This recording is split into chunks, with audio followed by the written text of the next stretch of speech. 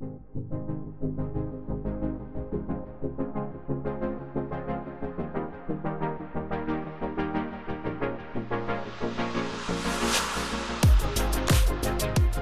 everyone. It's terrific to see so many faces in the room. I think we have almost got our seating arrangement right. If there's anyone up the back who's struggling for a seat, then please let one of our team know.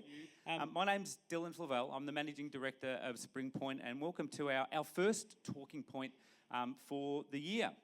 So I'm just going to set you up this morning with a little bit of an overview of why we're here and what we're going to focus on before I get you warmed up and then hand it over to our first speaker. Just a couple of acknowledgements before we start. Firstly, just an acknowledgement of country. We'd like to just acknowledge the traditional owners of the land that we are talking and learning on today. You'll notice that today we have you all set up in, I think, what are traditionally known as yarning circles, really. We always like this format rather than having tables and things that get in the way. So whilst we're going to spend the first 30 or 40 minutes giving you a bit of content, we really know that connecting is a really important part of these events, and we'll give you the opportunity to do that. I would like to introduce now our partner organisation, I4CP. So we've been working with I4CP for a number of years now. They're a human capital research and insights firm, and if you haven't heard of them, I4CP stands for Institute for Corporate Productivity. We have a particularly strong alignment with them as a research firm. All of their work, their research, which is formed both through data and deep data analysis of the market, stakeholders, organisations, but also through collaboration with the community broadly. But their research are particularly focused on those practices that predict performance in organisations, and that's a really strong theme for us as a business as well. How does the work that we do contribute to organisational performance? As you can see there on the screen, I won't read that, but one of the things that really is a signature trademark of their work is their focus on next practices, and they really are the things that organisations are doing that are next practices or practices that organisations should be trying to replicate, because we know they have a disproportionate impact on performance. So it's a really acute focus on those things as a firm.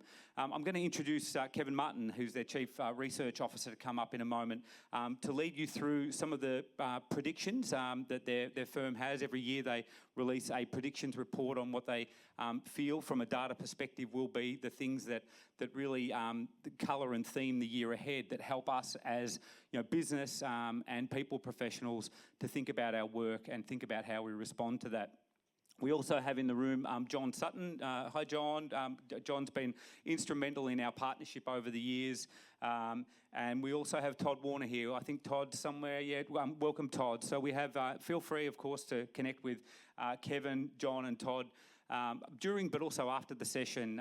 They're a partner to many of the world's leading firms, and certainly a great partner of ours in helping us bring research and data-based evidence to the work that we do.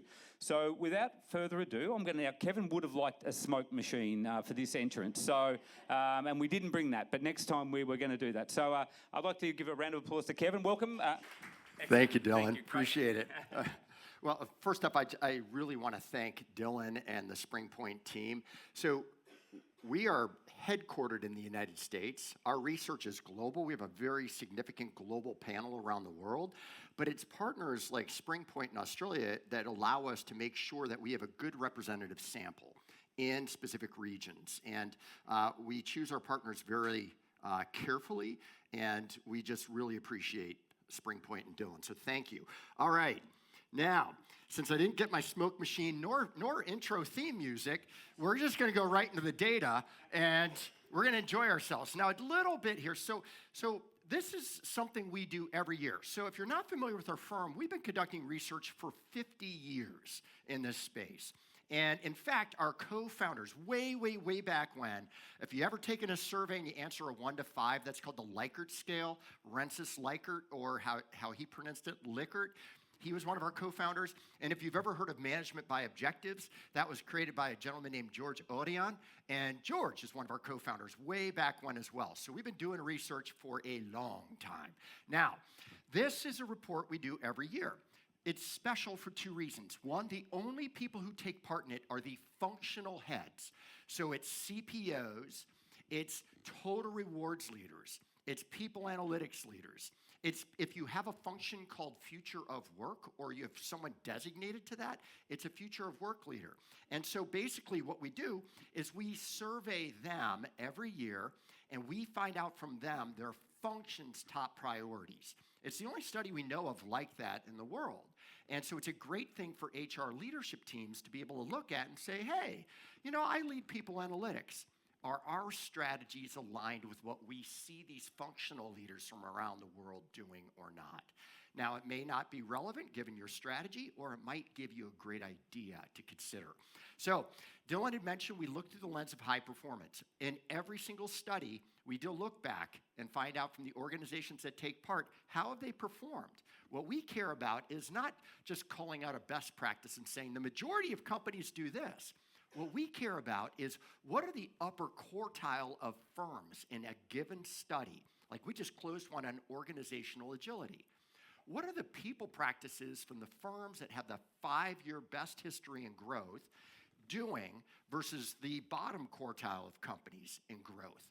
And then we run a statistical analysis on that and find out if there's a correlation. It's not causal, but high correlate. In other words, this practice has to a 99% degree of accuracy that it's more than likely got a relationship to business performance. And it allows HR leaders to sit and say, of all the things we could be doing or we are doing, which ones really move the needle? Because no one in HR needs the line of business saying, there goes HR doing their HR things again. All right? All right, so here we go. This is our top predictions. Every year we come out with predictions. These are organizational predictions. They're not HR predictions.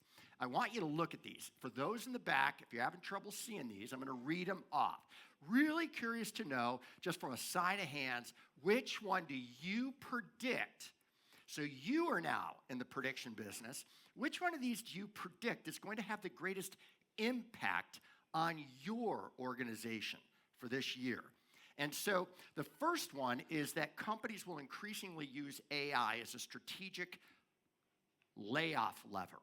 In other words, it doesn't mean that AI will be laying off workers. In actuality, all the data around the world shows that if there were, there are fewer job openings around the world, but that was happening before AI. Macroeconomic, geopolitical uncertainty. There's so much uncertainty. So companies are having a very difficult time doing long-term planning. And as a result, they're more reactive right now. So they're waiting and seeing. Now, but there's a lot of news out there. A lot of news. Amazon, 2 weeks ago, announced 16,000 person reduction in their corporate workforce. Now, AI is a part of that. But whether AI is a part of that or not, employees who hear, oh, we're going to have slower hiring or we're getting rid of workers, how are they interpreting that in mass scale right now? Throw it out there. I'm losing my job to what? To AI, right? As an HR leader, you're either going to allow that narrative to proliferate and allow the media to shape it or the news to shape it, or you're going to shape it. In fact, there might be a really plausible reason for slow hiring in your firm. And it might be because of AI. You've made a significant investment, and we're going to slow down for a moment. We're not letting anyone go, but we're going to slow down, and we're going to see where AI can be augmented to make people's work better, to allow our people to get comfortable doing it. Now, that's a narrative people can buy into and say, you know what, I trust my company, right? So that could be one. Another one, IBM came out recently, their CEO, and said, our turnover, undesired attrition, so people leaving our firm has gone from 7% per annum to 2%. But it's not AI. What's happening is people have been lulled into, they're looking and saying that it could be a good thing or a bad thing. The good thing is we've created such an amazing place to work. No one wants to leave IBM. We rock and we love it.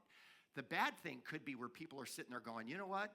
I still am interested in leaving, but the job market's not all that hot right now. So I'm going to stay put, and I'm going to be nice and complacent where I'm just below the radar screen of getting anyone's attention. That's not a good scenario right there. But again, you're either shaping the narrative or you're going to have your workers freak out and it's going to ruin your culture and eventually your brand. Number two, skills become the operating system of work. And so basically these are organizations that have done massive skills inventory. Quick question, show of hands. Who here is afraid that LinkedIn knows more about their workforce's skills than their company does? Show of hands, all right? Some of you are not brave enough to raise your hand because our research showed 30% of HR leaders think that's the case around the world. It's crazy, but it's true. Getting a skills inventory sometimes is hard, but the skills as the operating system allows you to move into different directions, right? It allows you to start thinking about, wow, you know what? We just launched this internal talent marketplace in our company. And you could start looking and thinking, holy mackerel, you know what? We've got work and projects around here that require certain skills that we don't have, or we know they're really abundant in this area. We're going to push through our talent marketplace opportunities to these people to allow them to find and discover that next best opportunity. That's rockin' cool right there. So that's really great. All kinds of stuff around the operating system. Digital work twins. Who here has a digital work twin? Good question. All right, so let me give you the best example. Actually, you know what? I'm going to share two quick examples. One is an Australian CEO, a good friend of Todd Warner's. And he was sharing with a group of chief people officers that Todd helps govern for us here in Australia. He was sharing how he has a digital twin. It's a Gentic twin, so it's an AI agent that was created that is based on his thinking, his writing, questions that he would ask, etc. And what he designed it for is for his direct reports. Before they come into an important discussion or a performance eval with him, they will ask questions of the twin, and the twin will answer on behalf of the CEO, and it allows them, before the actual meeting with the CEO, to gauge and go, well, maybe the way I phrased that wasn't right. I got to try it a little differently here. Alexis Fink left Meta as their head of workforce strategy and analytics, and she's someone who works with I4CP. And when she left Meta, her team, and she's in charge of all research there, or was, her team asked to create a digital twin of her. And she gave them permission. And what they needed was, she has certain knowledge. So think about what makes us all unique and special. A lot of it is our tacit knowledge, the stuff we've accumulated through experiences that no one at university or coming out actually could ever learn, right? It's through time, tested experiences, etc. She asks questions that makes their work better. And without her there, they knew they were going to suffer.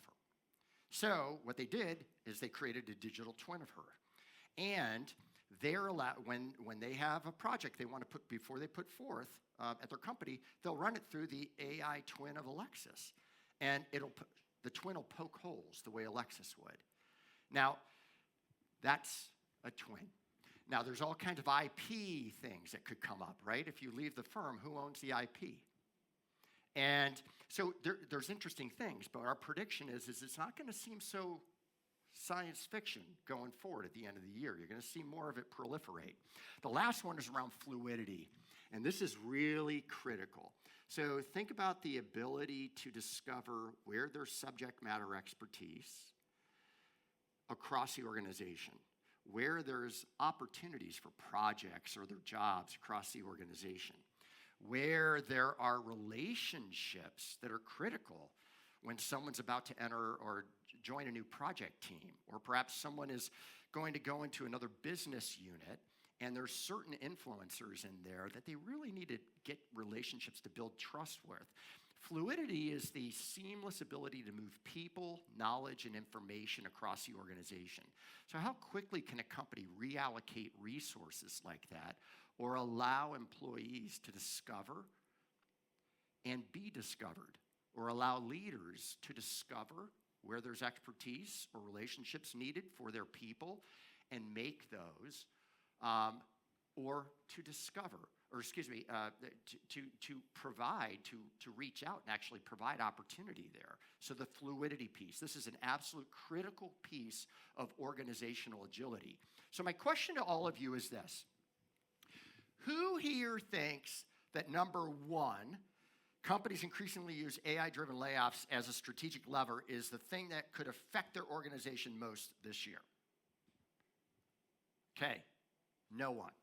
Number two, skills as the operating system of work. Hands. Okay, we got some hands going up, probably 15, 20%. How about digital work twins become not so science fiction?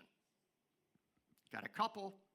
How about workforce design becomes fluid, modular, and adaptive? All right, okay, that's where the energy is. All right, good. Now, what we also do is we ask all these functional leaders what their priorities are. I'm only showing you chief HR or chief people officers. Now, just to set the stage here, every one of these chief people officers comes from organizations with at least 1,000 employees, so not small organizations, okay? But I think you're gonna, no matter what size organization, I think you're gonna be able to relate to these. So number one priority is around AI-driven or AI type of initiatives across the workforce, right? Whether it's training people on how to use AI, training leaders on how to work with the digital twin in that regard. Maybe it's using AI to drive a better employee experience. Maybe it's AI to enable performance evals done better and more personalized, learning, whatever. AI-driven initiatives. 68% of HR leaders said that's among their top 4 priorities, or 5 priorities. Leadership development, it's always a priority. I was talking to someone earlier about this. Really, this gets down to the digital twin and human interaction, as well as managing in a distributed work environment. Those are the 2 big things that we see leaders really focusing on. Number 3, 4, and 5 all tied at, we grouped 2 under number 3 just to keep them to 4, I4CP, get it? We're kind of fun that way. And so these all tied at 50%, but they all have everything to do with strategic work planning. We like to say work planning, not workforce planning, because it's about the reimagining of work, how work is evolving. What does that mean from a role standpoint? Are there going to be roles going forward, or are we looking more at a task level, deconstructing work to the task level? How do you reimagine that? Succession planning. Succession planning, what we see among high-performance organizations is where they're reevaluating their pipes and saying it's not just the what anymore, it's the what and the how. They're thinking much more forward-looking. So we're not having people in our pipe that represent a culture that drives the old business. We have pipelines of people that drive the business we need going forward. They're much more agile. They're more adaptive. They're the ones that catch on to technology more quickly. They're the ones that embrace change, et cetera. And so that's what we see. Ultimately, what we do is we try to decipher what the heck do these priorities mean? And to us, what this means is that the CPOs are really at large going after what we call a future-ready organization.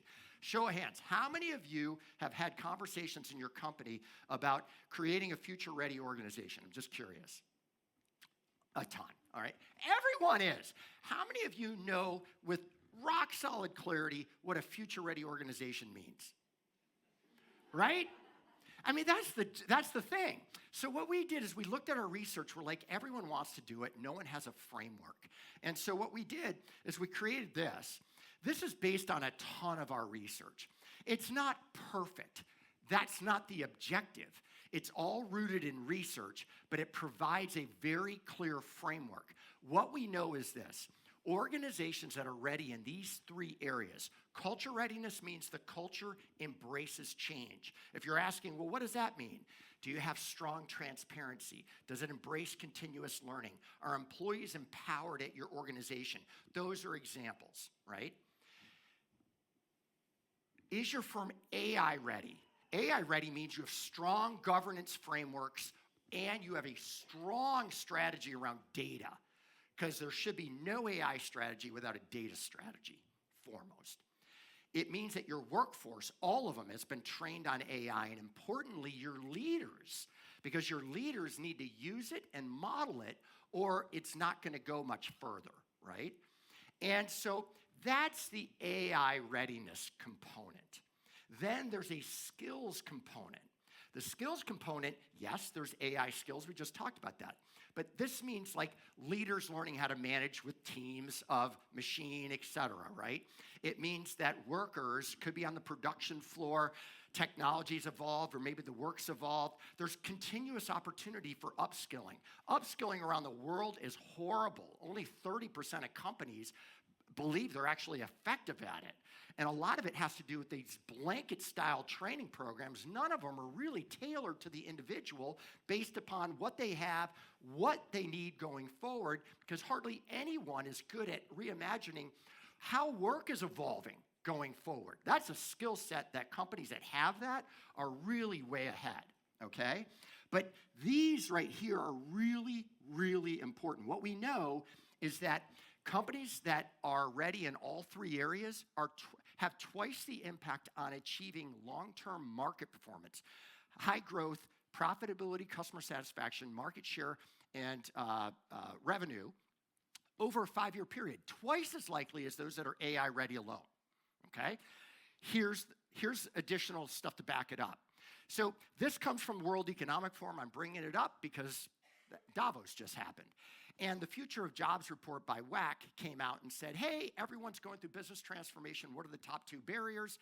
It's not our products are horrible, our operating model is out of control, our supply chain is being disrupted. It's skills availability and culture readiness to change, right? Now, there's another study that was just conducted of 100, just over 100 chief data and AI officers. That's it. Out of those, they were asked, hey, what's the principal challenge to both data and AI adoption at your firm? 9 out of 10 said it's culture and change management. Only 7% said technology. So you have to have all 3 of these. Now, why am I bringing this up? Oh, I want to show this, but I'm not. We don't have enough time. I'm going to go right here, all right? I'm going to pretend, so yesterday, Todd, John, and I were meeting with chief people officers from very large companies in Australia. One of the things that we always promise them is we don't want you getting caught off guard by a board chair that comes back from another board meeting and says, hey, my other company's doing this. What are you doing? And so we do a lot of research with corporate board directors. We had a survey of 137 of them back in August.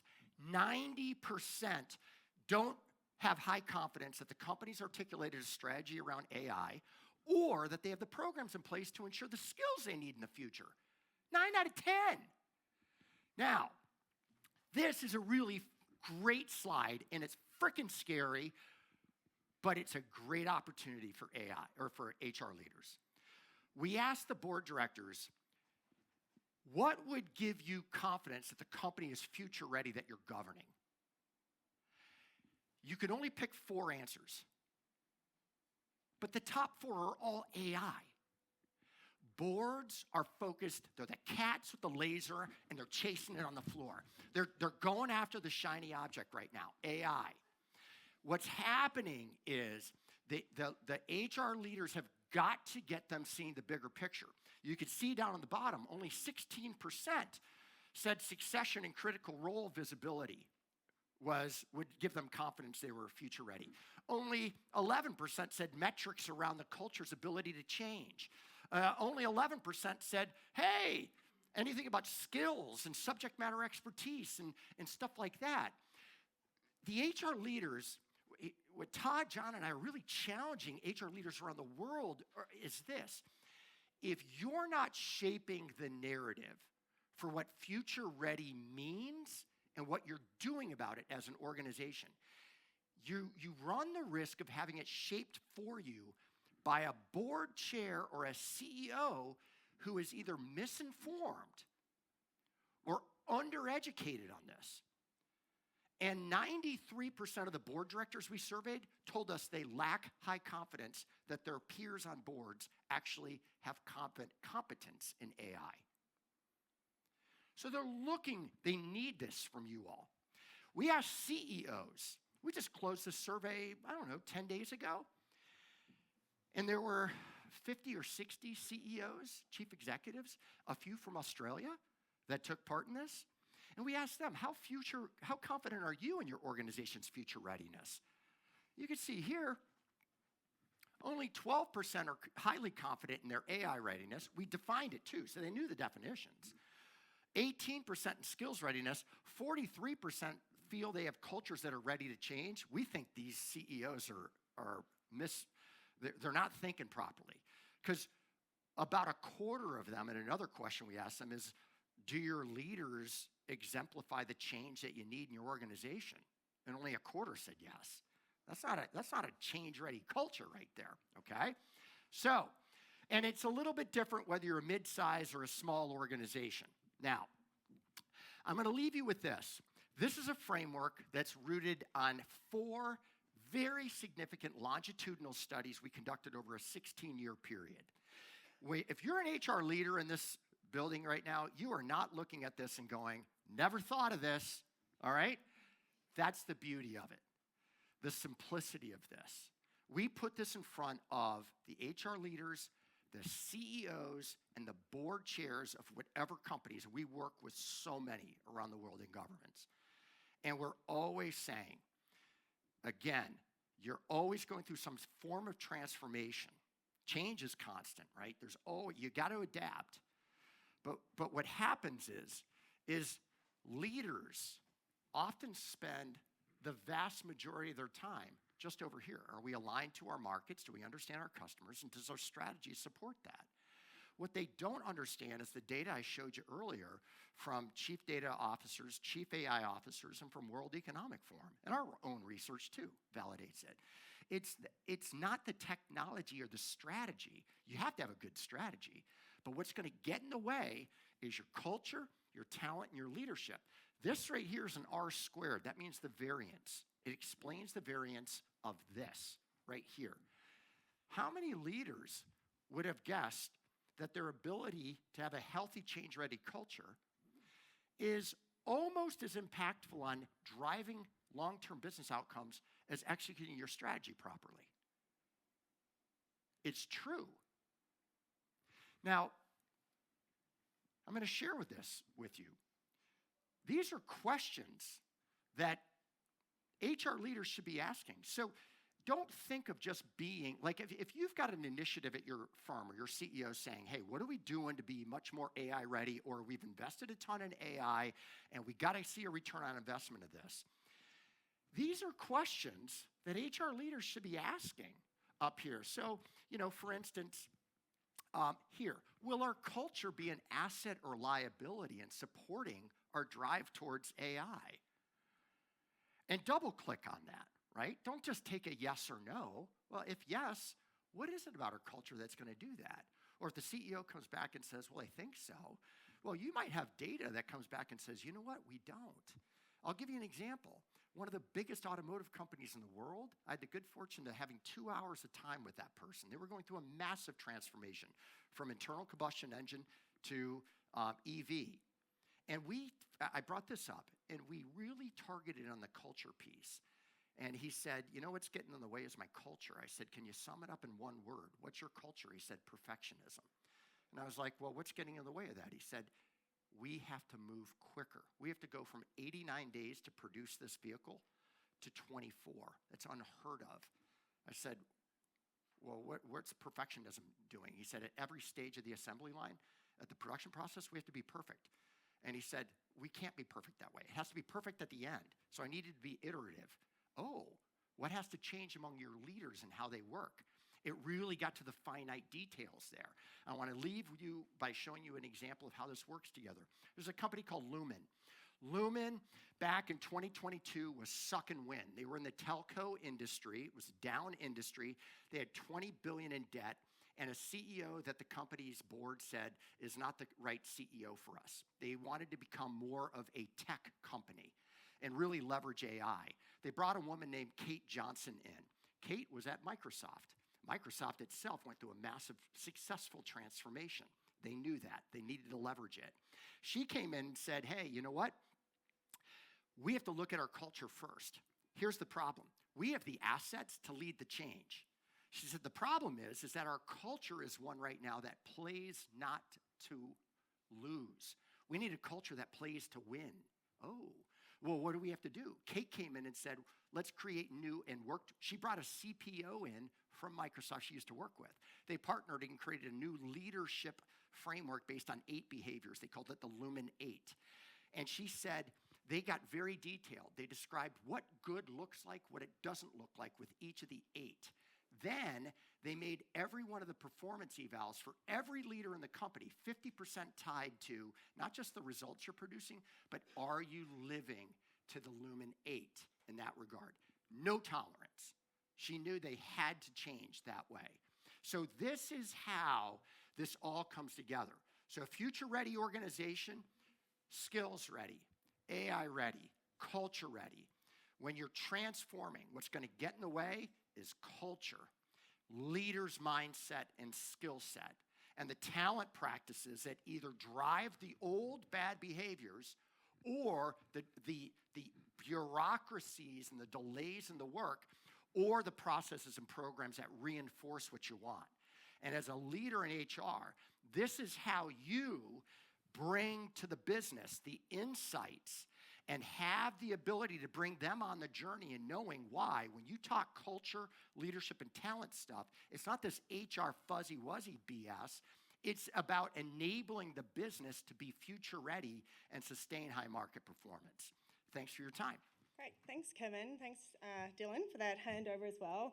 As Dylan said, what we're now going to do, we've just heard from Kevin a little bit around the future of work and I guess global leaders' perspective around what the leaders of change are and how they're transforming or thinking about transformation.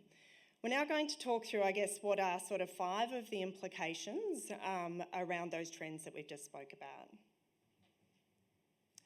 You know, we certainly heard from Kevin there, and you know, he sort of just finished on that as he was finishing.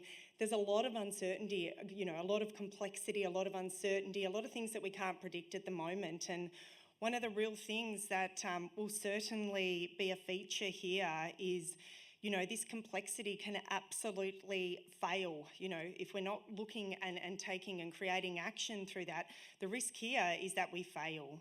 So, you know, what we're trying to balance here is this tension between we don't have all the answers, there's lots of uncertainty, we don't have the anchors and predictability that we've typically had in the past. So how do we move forward with making, you know, some no regret bets? And, you know, I mean, organisations have been making strategic choices forever. This is no different, you know, this is no different. I guess what we're really saying here is those, you know, the importance of those no regret bets is more important than ever. I think what we heard from Kevin before is that this will be a real mechanism for being able to show and signal momentum in the organisation as well. The next theme that came out here is that, you know, we're trying to, as we mobilise our workforce, we spoke about, you know, layoffs. Kevin referenced before about layoffs and that there is a perception there that those layoffs will be related to AI. So there's a lot of uncertainty in the workforce. People are, you know, there's permanent uncertainty. AI is creating and shaping work. There's people who are, you know, have concerns around the security of their workforce. So how do you create trust and how do you create action?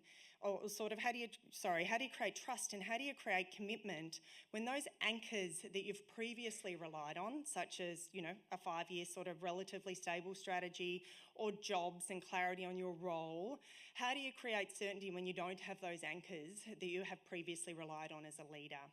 I think what we'll start to see more and more around that is that when leaders can't offer that level of certainty and can't offer, you know, that is not creating that sort of foundation for trust, what we're really looking for is, you know, how do you build those authentic relationships so that that trust and commitment and sort of path forward is clear for those in the workforce. The second theme here is around this sort of, you know, we're talking about it here as sort of conscious and disciplined interaction. You know, AI is often framed as the productivity tool. It's tech-led. You know, the idea is that we can plug and play and we can put it in. The reality is that AI will amplify the process, the workflow, the system, the skills that are already in the organisation. So if we have that and they're already not designed to the quality or creating the value that we want, putting AI over the top of that is only going to amplify that level of dysfunction. So I think what this is signalling for us is, the competitive advantage really comes from the discipline that goes into the design. So ensuring, as I said, the workflows, the processes, the skills, we have all those in place, and then AI is the amplifier that's really creating value to that. It doesn't replace the need for that level of quality design that sits underneath it, though. We certainly heard here this concept, around what is the impact of this on leaders. The work is changing, so, technical work is rapidly evolving. We've got use cases of AI coming in. We've got AI, enhancing productivity into organisations much faster. Workforce anxiety is peaking. As I said, we've got, job security is not necessarily, is up in question. People are uncertain around the pace of change. So there is, a level of uncertainty around there. And just personal load and resilience and the impact that, the cognitive overload that has on individuals is also playing a role. So, what we're seeing here is this sort of triple threat for leaders. You're trying to manage the change of work. You're trying to manage the individual people in the organisation and the impact that has on those. And then, as yourself, you're also trying to manage the cognitive overload that has and the impact that has on you as a leader as well. This fourth one here we've got is, designing for composure to set organisations up for success. Regulatory requirements are changing, so community market scrutiny, it's enhancing at a much faster pace than what it was. Boards are now accountable for risk culture, they're accountable for psychosocial safety, they're accountable for the performance of ESG initiatives. So the board and senior stakeholders in the organisation are having sort of enhanced obligations, and there's this sort of pressure to act, pressure to have assurance. But then you get down into the organisation, and we know that that's not as easy to necessarily be able to provide those. So that tension is real here around how do you provide assurance when organisations are being judged and governed and sanctioned in a way that they haven't necessarily been in the past. It's the sort of themes, the 5 themes that we sort of spoke to before, or Kevin referenced before, around how they're showing up. And really now we're just going to talk through, I guess the now what. So that's the so what, and now is the now what. What does that mean for our strategy? What does that mean for the way that we design our organisation? What does that mean for our leadership? Like, what does that mean for how we are developing and investing in our leaders? And also, what does that mean for the way that we manage risk and the increase in compliance that we have across the organisation? I think with any of those, I guess the key there is perhaps back to the first theme that I spoke to, which is certainly about how do we just show and signal momentum and take a step forward. Okay, so the first topic up here is, how is AI impacting org design and strategy? For most mature organisations, there's an annual strategy process that you run through. It dovetails into your financial planning process and your budget process. There's quarterly reviews that give organisations the opportunity to reflect on the last quarter, predict the next quarter, and, typically that provides a level of certainty because of the sort of longer term and short term just narrowness that sort of planning cycle provides. I think what we're thinking about now is, strategy is just about as much about the system, and the system of strategy is the thing that potentially needs to be rethought. So how do we make decisions that sit outside of that cyclical or traditional cyclical planning process? And, if we think back to what I referenced before around the big bets, if we're going to be making big bets, we can't necessarily structure those big bets into planning cycles.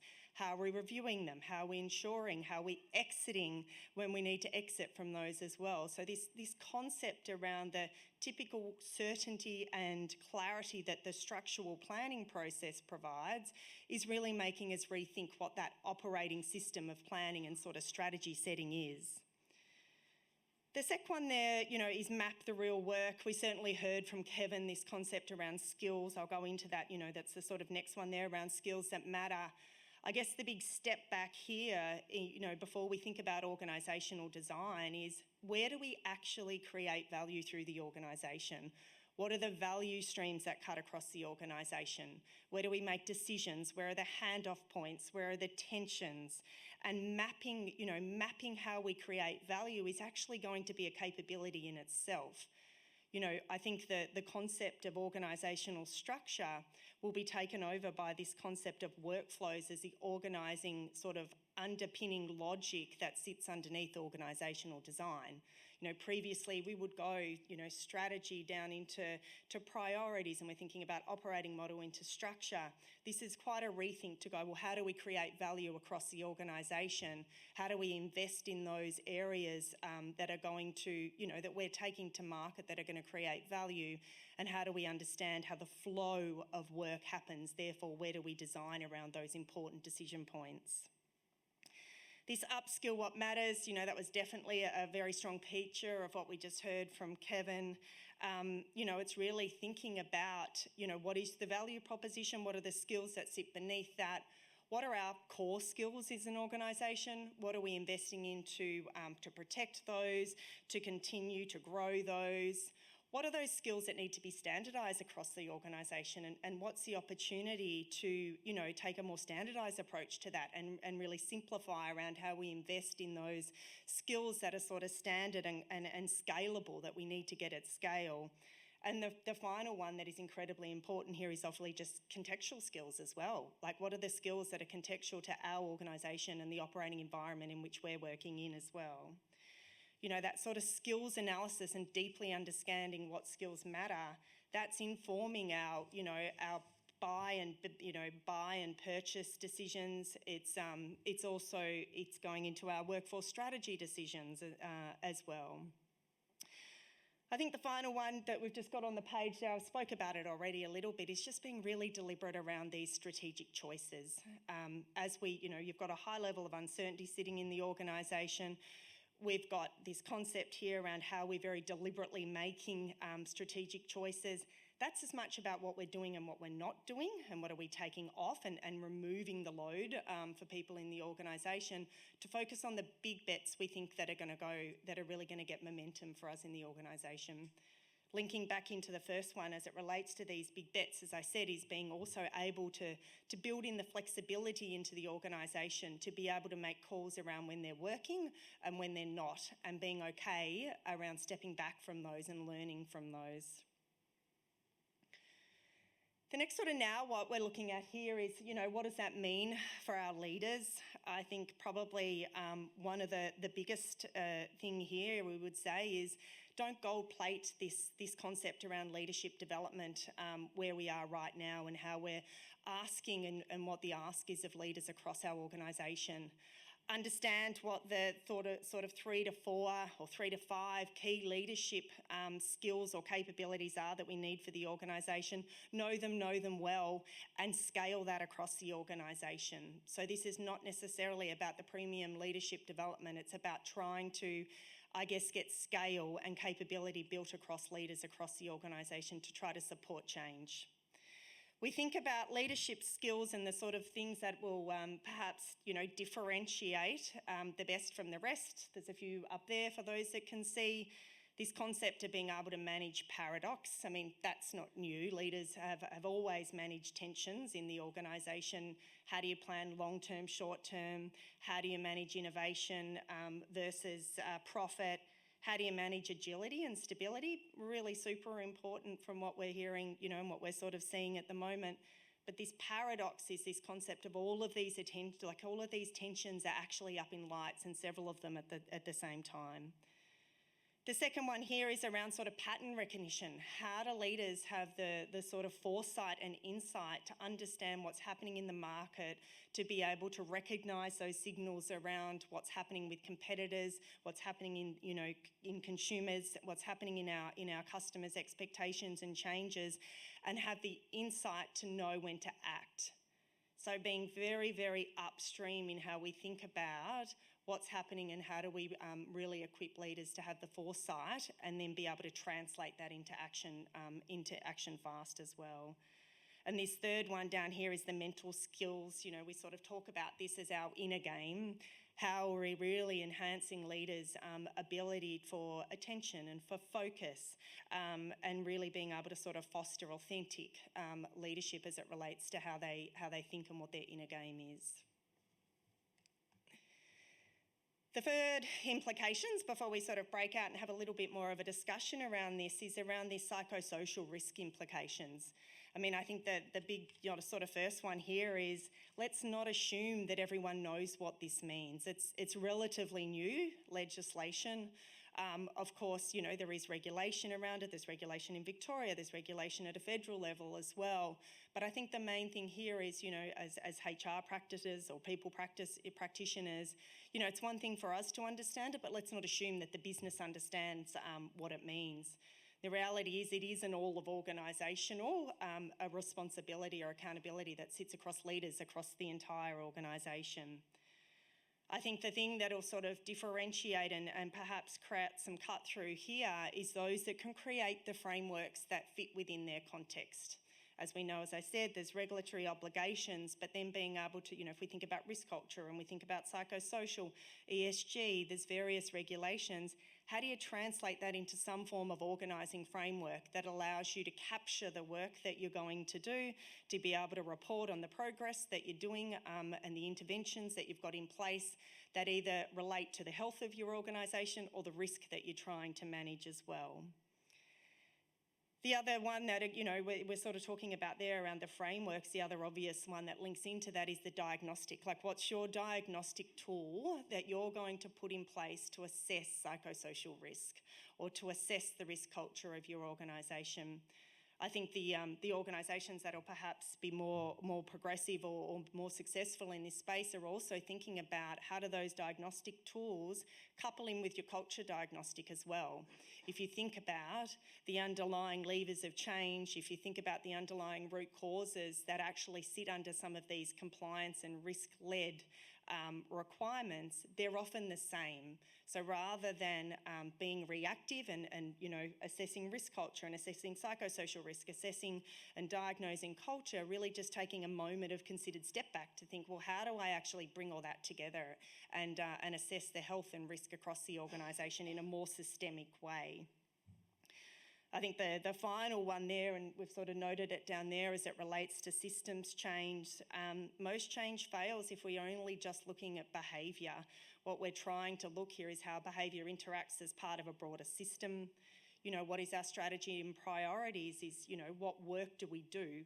What are structures and roles? Who does what? Who makes decisions? Where do trade-offs happen? What's the decision and governance that happens as well? Who gets to make those decisions? And what are the process and workflows and value flows and things that sit across the organisation? This sort of shift, in risk culture or psychosocial or these other sort of compliance-led initiatives and obligations that are coming around, the sort of big step back here is to go, this perhaps isn't a step change, this is a real signal around the expectations of, as I said, how boards and organisations are both governed and judged and sanctioned as well. So this time to really step back and take a very considered and integrated view would be really, is really important now.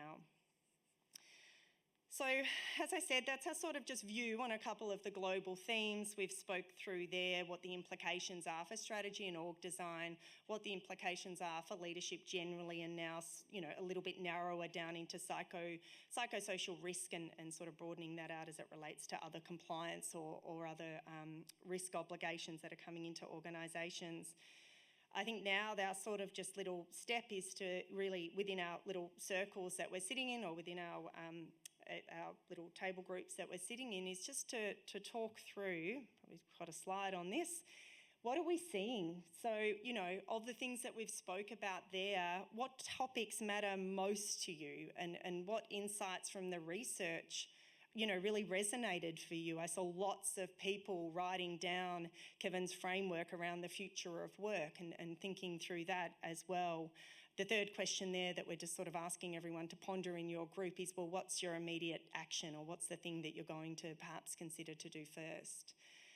So it's 9:15. We're just going to spend, about 20 minutes or so just having that conversation in the group. We'll be walking around as well, obviously there to answer any questions. But yeah, I think that the sort of step back here is to just reflect for a moment and discuss in the groups that you're in what that means for you. Okay, team. So to that end, we are sort of getting towards the end of our morning session. So I guess firstly, what I wanted to do just to close is to thank everyone for being here.